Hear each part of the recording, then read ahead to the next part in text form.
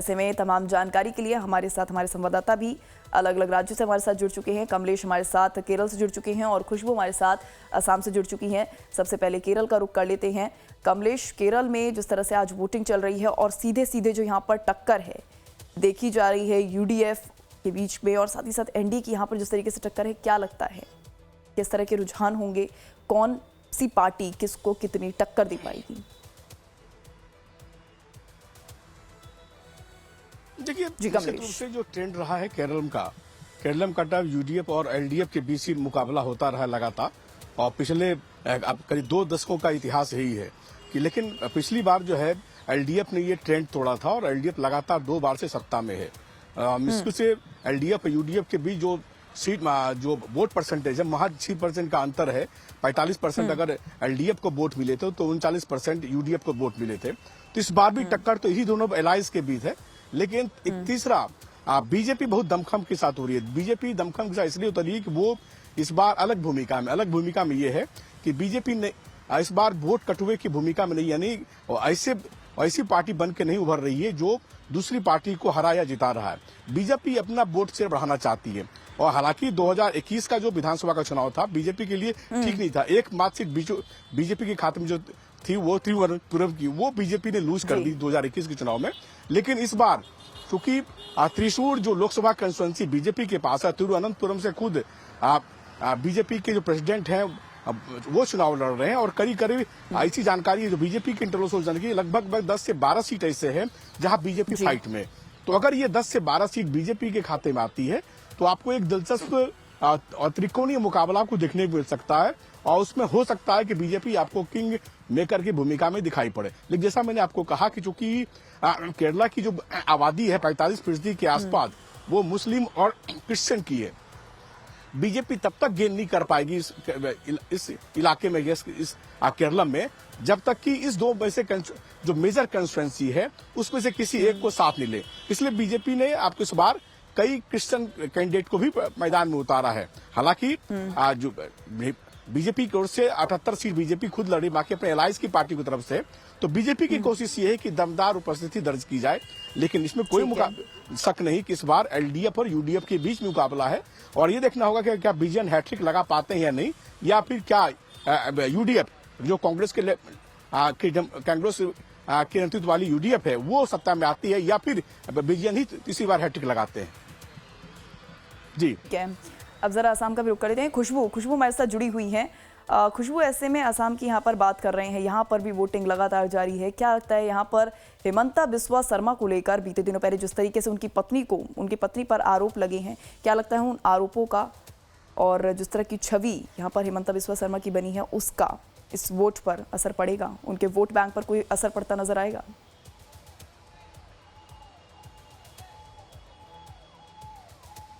देखिए, जिस तरीके से कांग्रेस ने आरोप लगाया असम के जो सीएम हेमंता बिस्वा शर्मा हैं उनकी पत्नी पे कई आरोप, चाहे वो विदेशी पासपोर्ट, 3 देशों के पासपोर्ट की बात कर लीजिए या बात कर लीजिए उनका जो पूरी प्रॉपर्टी है, उनका जो बैंक बैलेंस है, सारी चीजों को लेकर जिस तरीके से कांग्रेस ने घेरा है, भ्रष्टाचार के आरोप लगाए हैं, तमाम कोशिशों के बावजूद जो नैरेटिव होता है बनाने की, भ्रष्टाचार का नैरेटिव बनाने की कोशिश जरूर की है कांग्रेस ने, लेकिन जिस तरीके से हेमंता बिस्वा शर्मा और बीजेपी की तरफ से पलटवार किया गया है, असम से लेकर दिल्ली तक घेरा गया कांग्रेस को, चाहे कांग्रेस के नेता पवन खेड़ा हो या चाहे बात कर लीजिए मल्लिकार्जुन खड़गे जो कि अध्यक्ष हो, सभी को कानूनी दांवपेच के साथ साथ हर तरीके से घेरा गया है। एक नैरेटिव जरूर सेट करने की कोशिश की जा रही है असम में बीजेपी की तरफ से भी। जो इस बार असम में देखने को मिला कि पूरी तरीके से असम में खूब जो बयानबाजियां कह लीजिए, चाहे वो कांग्रेस की तरफ से हो या बीजेपी की तरफ से हो, बयानबाजियां खूब खुले तौर पे हुई और खास तौर पे बीजेपी का जो 2016 के बाद से सत्ता में है और तीसरी बार वापसी की कोशिश में लगी हुई है। कहीं ना कहीं कोशिश एक बार फिर से ये था कि क्योंकि बीजेपी राज्य में पूरी तरीके से हिंदुत्व के, धर्म के एजेंडे पे चलती है और उसी एजेंडे को इस बार फिर से भुनाने की कोशिश की गई है। इस चुनाव में भी पूरे चाहे वो प्रचार अभियान के दौरान कह लीजिए या जिस तरीके से से कांग्रेस के अपने ही नेताओं को तोड़ने की बात कही है। कांग्रेस के अपने नेताओं को जिस तरीके से बीजेपी तोड़ रही थी और उसको जो डाइवर्ट किया जा रहा था, उस पूरे मुद्दे को जो कांग्रेस पार्टी को छोड़ के बड़े बड़े चेहरे जा रहे थे, चाहे वो पूर्व अध्यक्ष पूर्व कांग्रेस असम के अध्यक्ष की बात कर लीजिए या जो भी बड़े चेहरे पार्टी का साथ छोड़ के गए, उन लोगों ने जिस तरीके से कांग्रेस पे आरोप लगाया कि पार्टी जो है वो एक धर्म विशेष की राजनीति कर रही है, उनकी उपेक्षा हो रही है, तमाम इस तरीके के आरोप, यानी कहीं ना कहीं कह लीजिए कि कांग्रेस के लिए इस बार जरूर टक्कर माना जा रहा है कि कांटे की है, लेकिन कांग्रेस के लिए मुश्किल ज्यादा है ये असम का चुनाव। और भले ही उम्मीद में इस कांग्रेस है गौरव गोगोई के नेतृत्व में कि इस बार असम में सत्ता वापसी हो, एक दशक के बाद एक बार फिर से कांग्रेस की वापसी हो और फिर से राज्य में सरकार बनाया जाए, लेकिन राह जरूर मुश्किल है। जिस तरीके से बीजेपी ने इस बार फिर से इस पूरे असम के चुनाव में कह लीजिए जिस तरीके से फील्डिंग सेट की है, कांग्रेस की राह जरूर मुश्किल है। पिछले चुनाव की बात कर लीजिए, 2021 चुनाव की बात करेंगे अगर, लेकिन तो यहाँ पर चुनाव जो है बिल्कुल देखा जा रहा है, कांग्रेस 93 सीटों पे लड़ी थी लेकिन 29 पे। जी खुशबू, भले ही असम में इस बार कांग्रेस की जो स्थिति है वो थोड़ी सी मजबूत यहाँ पर नजर आ रही है, लेकिन अगर जी बिल्कुल खुशबू, यहाँ पर भले ही कांग्रेस की जो स्थिति है इस बार थोड़ी सी मजबूत नजर आ रही है, असम में शायद वापसी हो सकती है, लेकिन अगर वापसी होती है तो सीएम फेस किसे बनाया जाएगा? क्योंकि कई बड़े मजबूत दावेदार हैं यहाँ पर, कई बड़े दिग्गजों पर भी एक तरह से दांव लगाया गया है कांग्रेस की तरफ से। ऐसे में क्या लगता है कि अगर सीएम कांग्रेस की तरफ से बनता है, कांग्रेस पार्टी जीतती है, तो कौन से वो चेहरे हो सकते हैं?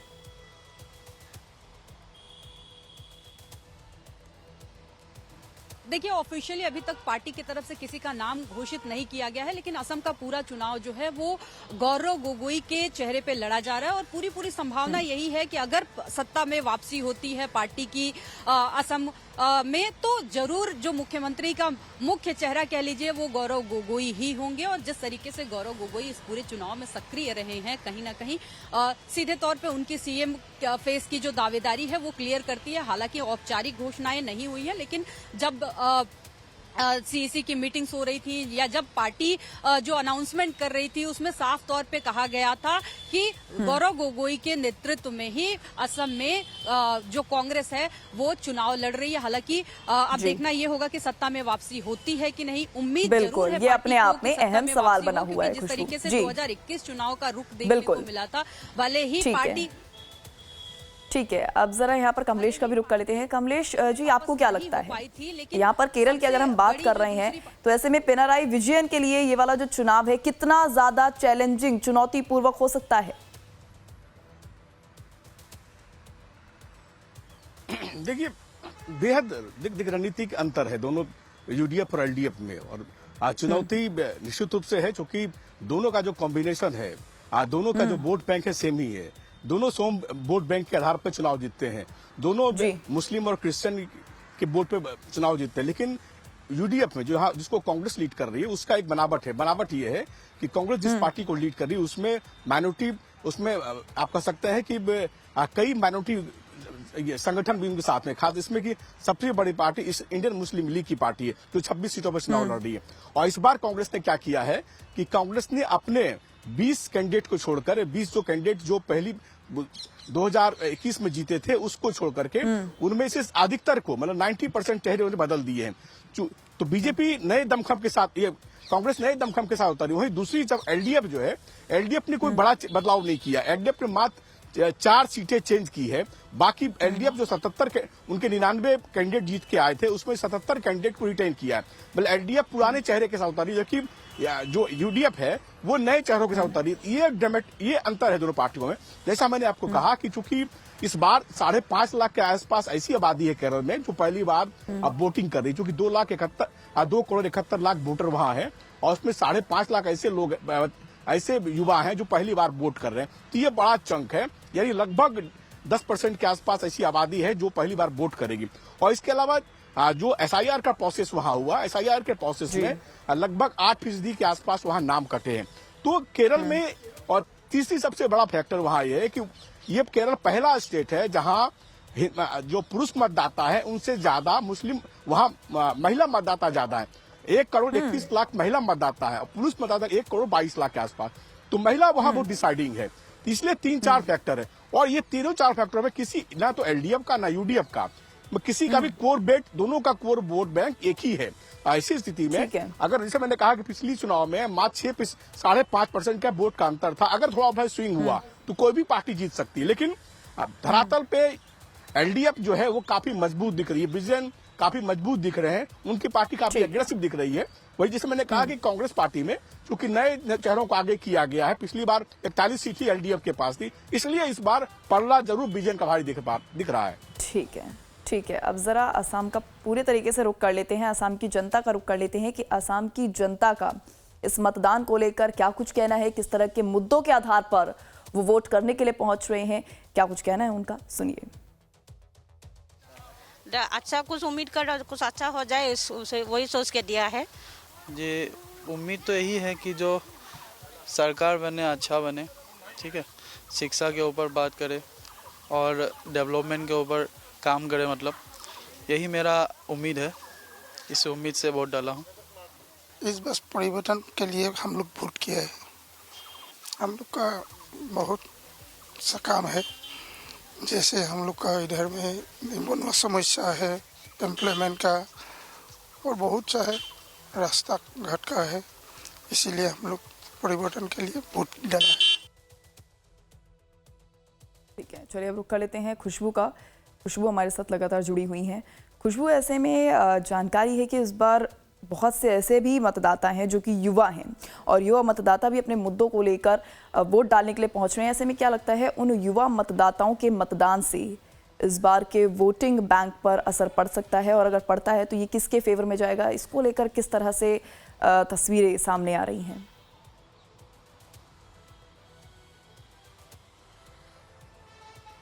जी बिल्कुल वैष्णव, देखिए इस बार अगर बात की जाए मतदाताओं की, 2.5 करोड़ से ज्यादा मतदाता असम में मतदान करने वाले हैं। 35 जिले हैं, 31,000 से ज्यादा बूथ बनाए गए हैं असम में। और जो मतदाताओं की बात की जाए 1.25 करोड़ के आसपास जो है महिला मतदाता हैं। और वहीं जो फर्स्ट टाइम वोटर की, जो युवा मतदाताओं की बात कर रही थी आप, फर्स्ट टाइम वोटर जो है वो 6,40,000 से भी ज्यादा या उसके आसपास कहीं है। ऐसे में कहीं ना कहीं जिस तरीके से राहुल गांधी का एक तरीके से कह लीजिए कि राहुल गांधी जिस तरीके से जेनजीज को साधने की कोशिश कर रहे हैं, लगातार पिछले लगभग 1-1.5 साल से जेनजीज के मुद्दे उठा रहे हैं, जेनजीज की बातें करी जा रही हैं। युवा मतदाता जिस भारी मात्रा में असम में है, कहीं ना कहीं उम्मीद जरूर जताई जा रही है कि हो सकता है कि इस बार ये वोटिंग प्रतिशत जो है युवा मतदाताओं की, वो कहीं ना कहीं जरूर चुनाव के जो परिणाम हैं उनको प्रभावित करेगा। और उम्मीद भी यही जो कांग्रेस पार्टी है और कांग्रेस पार्टी के नेतृत्व वाली जो गठबंधन है, वो इसी उम्मीद में है कि युवा जो हैं वो साथ देंगे, वो असम चुनाव में जो विपक्ष है उसके साथ खड़े होंगे। लेकिन देखना ये होगा, क्योंकि जिस तरीके से बीजेपी पिछले 1 दशक से सत्ता में है और जिस तरीके से बीजेपी ने इस बार भी चुनावी जो माहौल बनाया हुआ है, चाहे वो जुमलों की बात कर लीजिए, चाहे वो बयानबाजियों की बात कर लीजिए, चाहे वो खुद पार्टी के ही कांग्रेस पार्टी के बड़े चेहरों को तोड़ने की बात कर लीजिए, कहीं ना कहीं राह बहुत कठिन है। भले ही लोगों को उम्मीद है इस बार कांटे की टक्कर होने की, लेकिन अगर बात की जाए एग्जिट पोल्स में भी जो रुझान आ रहे हैं वो कहीं ना कहीं असम में बीजेपी को ही आगे दिखा रहे हैं। चाहे वो 2016 से ही देख लीजिए, 2016 में बीजेपी 60 सीटों पे आई, उसके बाद फिर से 2021 चुनाव में बीजेपी ने 90 सीटों पे चुनाव लड़ा और 60 ले आई। लेकिन हालांकि 2021 सीटों में एक चीज जरूर देखने को मिला था 2021 के चुनाव में, कि बीजेपी की जो नेतृत्व वाली गठबंधन यानी एनडीए है, उसको 11 सीटों का घाटा जरूर हुआ था 2021 में। और यही कहीं ना कहीं उम्मीद देता है कांग्रेस और कांग्रेस के नेतृत्व वाली गठबंधन को कि हो सकता है पिछली बार 2021 चुनाव में कांग्रेस 29 सीटें लेके आई, 93 पे लड़ी, और जो पूरी जो गठबंधन है कांग्रेस नेतृत्व की, उसके 50 सीट आए थे।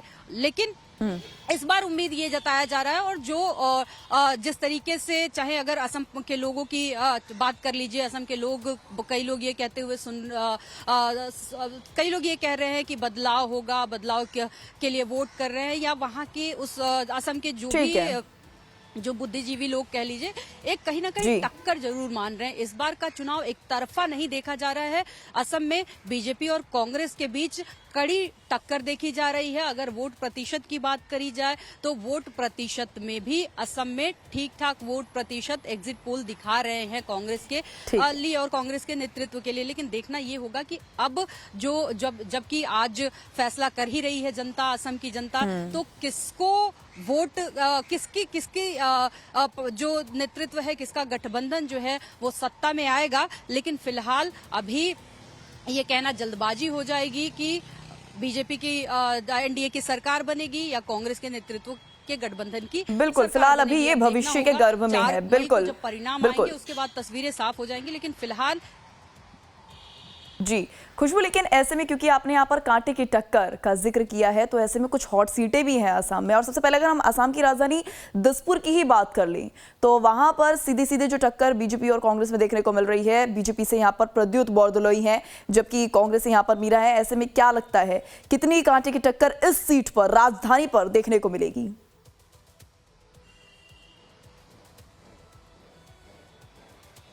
देखिए, अगर कांटे की टक्कर की बात की जाए तो कहीं ना कहीं इस एक जो सटीक अनुमान है वो देना मुश्किल है। लेकिन कहीं ना कहीं अगर बीजेपी की एक तरीके से बढ़त मिलती जरूर दिख रही है। बीजेपी को एक तरीके से कह लीजिए कि जो फिलहाल जो वहां पे परिस्थितियां हैं, जिस तरीके का एक पूरा लोगों का सेंटिमेंट की बात करिए या लोगों के एक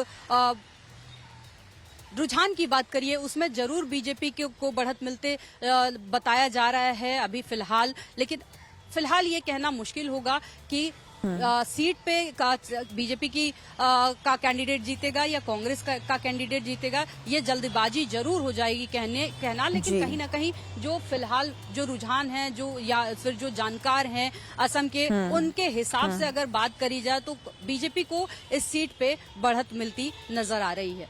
वैष्णव, ठीक है, चलिए, तमाम जानकारी आपने साझा की, इसके लिए आपका बहुत